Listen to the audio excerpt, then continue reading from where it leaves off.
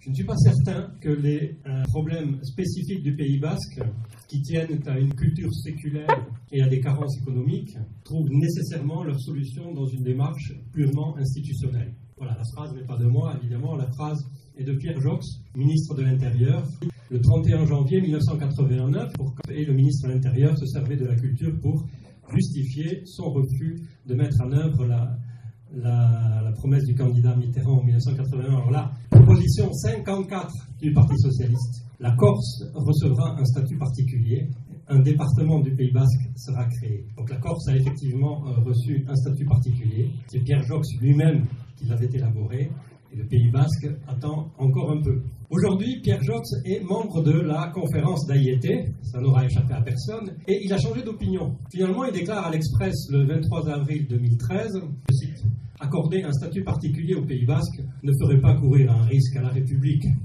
Regardez la Bretagne, elle connaît une vie économique et une vie culturelle tout à fait intense. Cette fois, donc, l'économie et la culture, évidemment c'est la culture qui nous intéresse ce soir, ne sont plus des obstacles à la création d'un département, ce sont même, au contraire, des outils qui favoriseraient la création d'un cadre institutionnel, appelons département, et qui permettrait une vie sociale plus intense et peut-être plus juste aussi.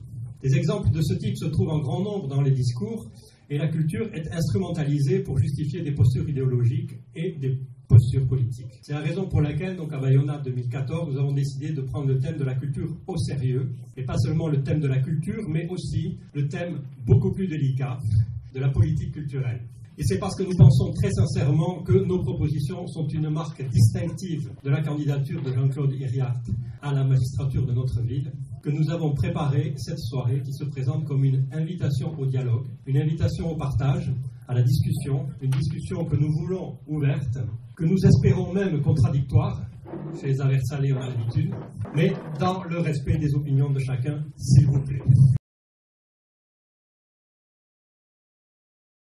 Une précision encore pour dire qu'avec la culture, de toute façon, c'est toujours compliqué. D'une part, dans un sens anthropologique, la culture, c'est l'ensemble des comportements des êtres humains en société. Dans ce sens, c'est la définition d'un anthropologue britannique, Taylor, en 1871, qui fait encore référence. Je cite, « La culture, c'est ce tout complexe qui comprend la connaissance, les croyances, l'art, la morale, le droit, les coutumes, et toutes les autres capacités ou habitudes acquises par l'homme en tant que membre d'une société. Bref, tout ce qui relève de la vie à société, c'est la culture. Et dans cette acception anthropologique, donc, la culture, c'est le social. Il n'y a pas de séparation et c'est pour ça que nous avons pris la chose au sérieux. Prendre ses parents âgés à la maison pour ne pas les laisser dans des mouroirs, c'est de la culture. Jouer au charret plutôt qu'aller jouer au tennis. Aller risquer par plaisir l'infarctus du myocarde au stade Jean Daugé le samedi ou à Aguilera, c'est la culture. Faire de la gratuité des transports collectifs une évidence et une nécessité, pour les anthropologues, tout est culturel.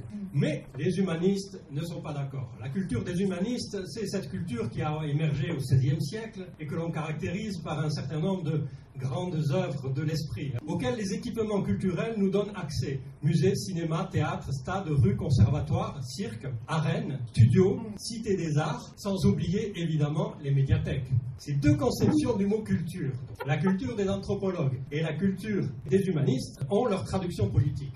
C'est là que ça se complique, évidemment. Les politiques culturelles qui sont mises en place en France, en gros depuis le ministère Malraux de 1959, ont toutes mis l'accent sur la culture au sens humaniste. Elles pilotent aujourd'hui un budget de 3 milliards d'euros à l'échelle française sur le principe d'une démocratisation culturelle. Quelques efforts ont été tentés dans l'euphorie de l'après-81, au moment de l'élection de Mitterrand, pour desserrer l'emprise de ce modèle, dans l'idée de diversifier les publics cibles de l'action culturelle. Mais une telle politique de démocratie culturelle et non plus démocratisation, démocratie culturelle s'est avérée impraticable, car à ce moment, si tout est culturel au sens de l'anthropologie, alors la culture au sens des opérateurs culturels n'existe pas. Alors c'est une difficulté que nous rencontrons à Bayona 2014. Nous entendons valoriser la diversité culturelle à Bayonne en valorisant notamment les 35 langues qui y sont parlées. Ça a été une constante de notre engagement et il ne date pas de cette campagne politique. Mais comment le faire sans se doter d'outils?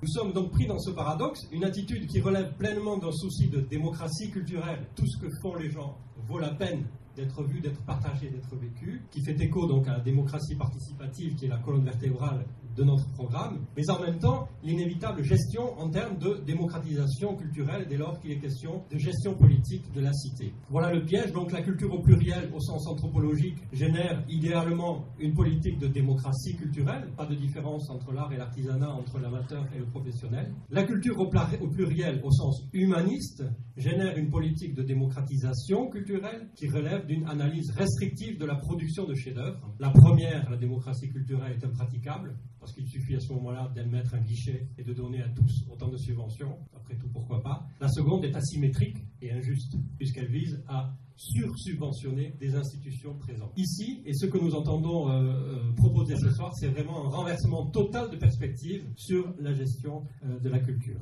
Alors, comment s'en sortir alors que l'équation semble impossible à résoudre? Eh bien, justement, en proposant des rencontres, en rencontrant des personnalités qui ont affronté à leur manière ces paradoxes et ont élaboré des chemins de traverse pour fabriquer du nouveau, pour inventer de nouvelles manières d'être ensemble, pour réinventer sans cesse du lien social.